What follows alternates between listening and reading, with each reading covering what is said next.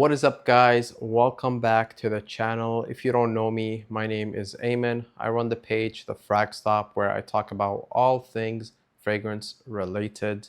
Now, recently I made a video talking about my 10 fragrances for life. These are just fragrances that I know that I will be repurchasing for the rest of my life because I think they are absolutely perfect. And so I thought it would only make sense for me to make another video talking about fragrances that I won't be rebuying. Now, a lot of the fragrances I'm going to mention today are fragrances that are still really good, fragrances that I enjoyed at some point or still enjoy to this day. I just don't think I would be buying another bottle for the reasons I'll be listing in the video. So now let's not waste a lot of time and get started with this video with the first fragrance that I will not be rebuying, and it's Kilian's Angel's Share.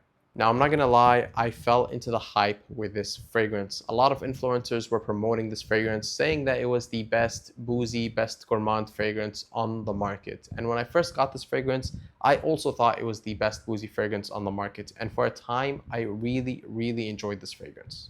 But then the more I wore this fragrance, the more I realized that this stuff was way too sweet for my liking. This fragrance combines cinnamon, vanilla, and whiskey and creates a very sweet but boozy fragrance. And there lied the problem. This fragrance was way too sweet for my liking. The more and more I wore this fragrance, the more I realized that it was way too sweet for my liking, and it became very cloying. So much so that every time I would wear this fragrance, I'd be hyper aware of the fact that I was wearing this fragrance, and my brain kind of fixated on that, and it would always result in me getting a headache. The main reason I won't be repurchasing a bottle of this is because of the sweetness. It's a little bit too much for me. It also is not the best fragrance in its class for me. This fits the niche of sweet, vanilla, and boozy fragrances. And so whenever I want a boozy fragrance, I tend to go for my bottle of Clive Christian's Blonde Amber or even Nasumato's Baronda. And whenever I was craving that sweet vanilla, I would go for something like Dior's Vanilla Diorama or even Parfums de Marly's Alfair, which made this fragrance very redundant and something I don't go for at all anymore. Next, I'm not going to be mentioning one fragrance, but more of a fragrance house, and that's the house of Creed. Now, if you know anything about fragrances, you should know that Creed is one of those top tier houses that make some amazing stuff. And that's still true to this day. Aventus is a modern time masterpiece, and I love a lot of their other offerings like Silver Mountain Water, Green Irish Tweed, Millésime Imperial, or even Bois de Portugal. However, if you've ever owned a bottle of Creed, you know that the performance is subpar at best. I don't know why, but these new formulations of these Creed fragrances are just not lasting as long as they should, especially at the premium that these fragrances command. It's insane that you're paying close to $400-500 for a fragrance like Aventus Cologne or Silver Mountain Water, but only getting 3 to 4 hours of performance, which is the main reason why I don't think I will ever be repurchasing a Creed fragrance, especially now that some of the dupe fragrances are just as good as these fragrances, but perform even better. And it's honestly really sad because it's sort of like an end of an era. Creed has dominated the fragrance world for a really long time. I have a decant bottle of the old batches of Creed Aventus, and that stuff used to last a long time. And this new stuff just doesn't, and it's really sad. But yeah, I will never be repurchasing another bottle of Creed ever again. Staying in theme with expensive fragrances that just don't last, the two fragrances that I don't think I will ever be repurchasing again are Louis Vuitton's Afternoon Swim and Pacific Chill. Now, I don't regret either of these fragrances because of two reasons. Number one, they both smell really good. If there's one thing Louis Vuitton always gets right, it's their fresh fragrances, and they didn't miss with either of these because they both smell perfect, they both smell excellent. Louis Vuitton's Afternoon Swim is a candied orange marine aquatic fragrance. More on that orange, less on the marine, but you definitely get a marine vibe to it. Whereas Pacific Chill is like a green fruit smoothie. You get a beautiful mint citrus cocktail of sorts, and it honestly smells really addicting.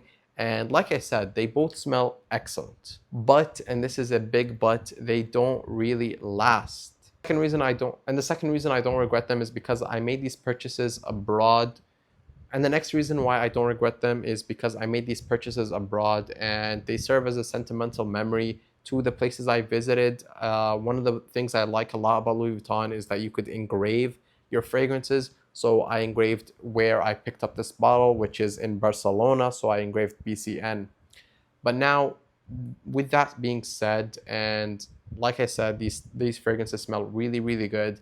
The performance is just terrible.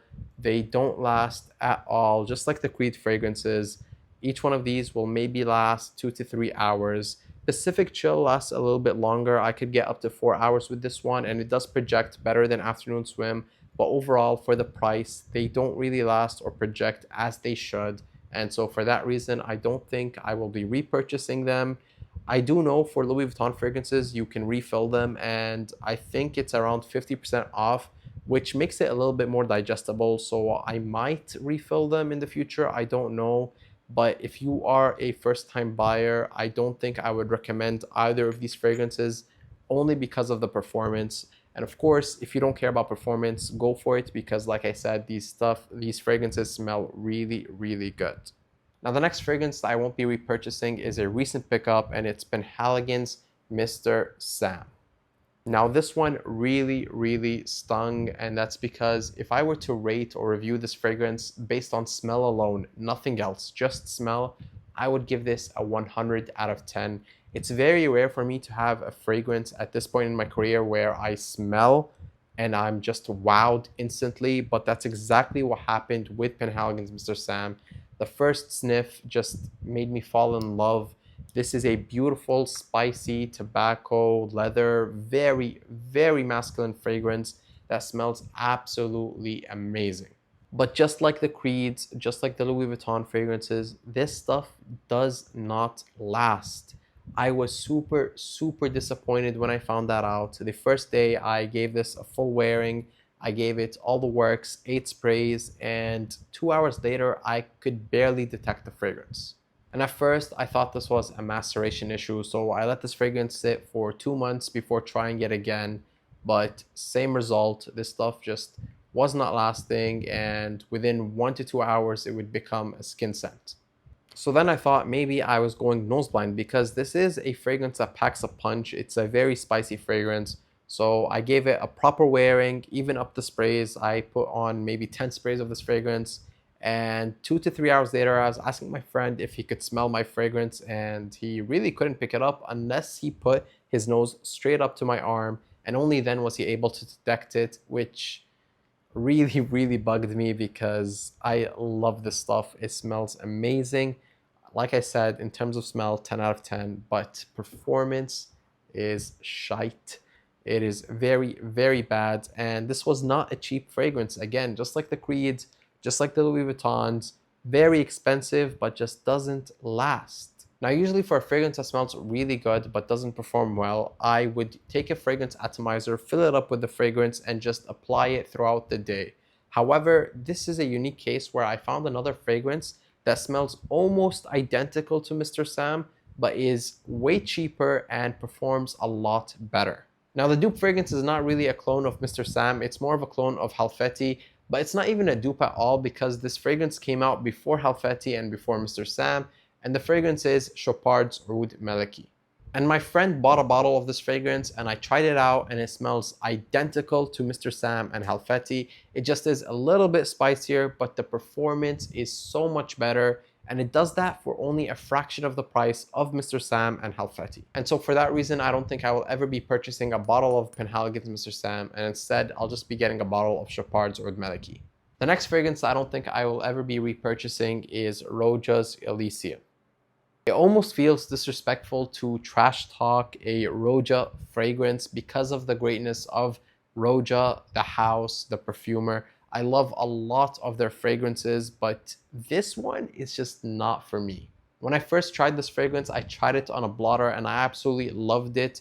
It had a beautiful, bright, citrusy opening, and it dried down a little bit woody on the tester strip. But my mistake was not trying this fragrance out on skin, because when I tried this fragrance on my skin after I had bought it, it wasn't that fresh, bright, citrusy fragrance that I remember from the store.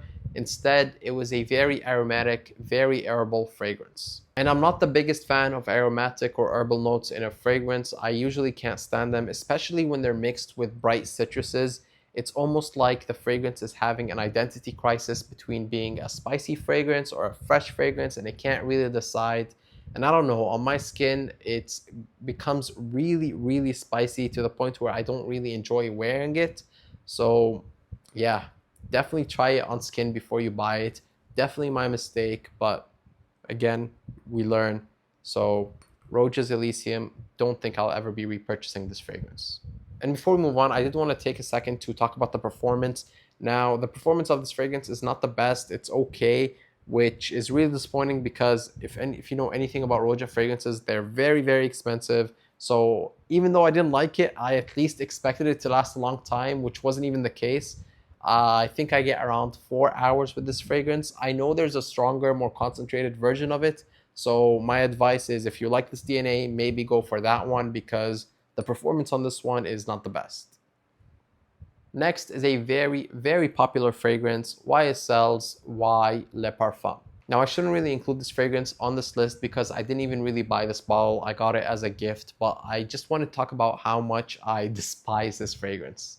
Now, I'm not a hater of the YSL Y DNA at all. In fact, YSL Y EDP, the regular version, the one that goes from black to blue, was one of my first ever fragrances and was the fragrance I used to wear to high school and to university every single day.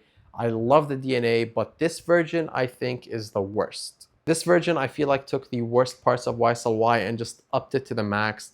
They increased that synthetic apple note, they increased the ambroxan, and it just has a sweaty smell to it. I can't put my nose to it, but it does not smell good.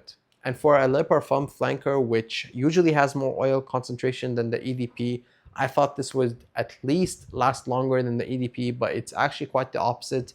I don't think this stuff lasts pretty long. Every time I've worn it, it would last only a couple hours really, compared to the EDP, which used to last me the entire day. So yeah, I will never rebuy or I will never buy a bottle of YSLY Le Parfum. I don't think this flanker is worth it. If you like the DNA, good on you. It's not a bad fragrance at all. I'm not trash talking the DNA. I actually like the DNA, but go for the EDP. Don't go for the Le Parfum, or even try the other flankers. I can't really talk about those because I haven't tried them, but don't get the Le Parfum. And finally, I saved the most controversial one for last. I know a lot of guys are going to put my head on a spike for this, but a fragrance that I know I will never be repurchasing is MFK's Grand Soir. It's a very, very popular fragrance that a lot of people love, including myself at some point, but for the following reasons, I don't think I will be repurchasing a bottle of this stuff. The first reason is something to do with the smell. Now, everybody describes this fragrance as an amber and vanilla fragrance only, and it mostly is just that. It's a very basic fragrance that has notes of amber and vanilla, but what I also get is a touch of lavender in the opening, similar to the lavender in Xerjoff Naxos, and in that fragrance, it works really well. It really balances the fragrance and it ties it together. But in Grand Soir, I don't enjoy the opening of this fragrance at all. The lavender, I think it's lavender. It could be something else. If you know what it is in the comments, let me know. But I think it's lavender.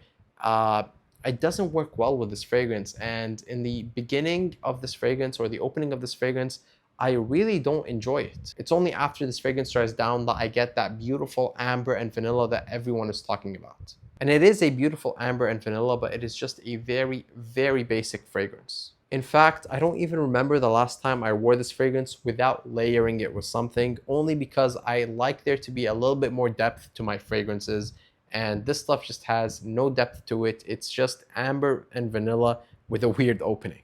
So I'm always finding myself layering this fragrance with something just so I could get a little bit more complexity out of it. It does make for a very good layering fragrance. I will give it that. If I ever rebuy this fragrance, it would be just for layering purposes, but not to wear on its own. Another thing I noticed about this fragrance is that the amber and vanilla dry down is pretty similar to the amber and vanilla dry down in Clive Christian's Blonde Amber. But with this one, you get a lot more complexity. You get a lot of added notes like fruit, rum, and tobacco. And it just really balances the fragrance and makes it a lot more complex. And I feel like a more complete fragrance when compared to Grand Soir. But like I said in the beginning, it is still a beautiful fragrance, so don't let this discourage you. Try it. If you like it, buy it, and that's that. But yeah, 7 fragrances I will not be rebuying. If you enjoyed this video and you want to know what fragrances I will be rebuying, check out my latest post where I talked about my 10 fragrances for life. I'm sorry if this got a little bit too repetitive. I know a lot of the reasons I was listing were performance issues, and I didn't realize that until I was making this video.